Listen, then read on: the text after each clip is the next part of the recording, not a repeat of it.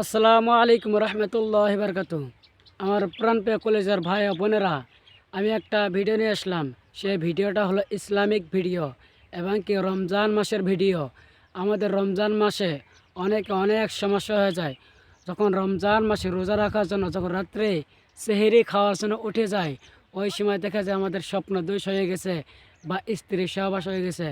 আর ওই সময় যখন ঘড়িতে টাইম দেখি, মোবাইলের টাইম দেখি, তখন আজানের সময়, তখন ভেবে নেই আর 1 মিনিট আছে, এখন কি করব, সেহরি খাবো না গোসল করব। যদি সেহরি খাই তাহলে আজান দেওয়ার পরে যদি সেহরি খাই তাহলে তো আমাদের রোজা হবে না।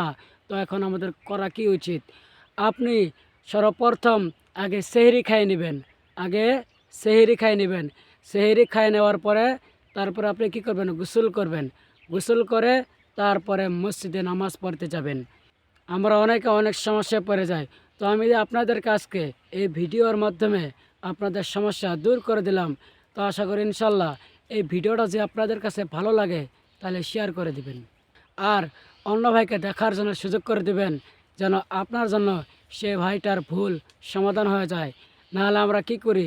আমরা রোজা রাখা বাদ দিই সেদিন। না, এটা করা যাবে না।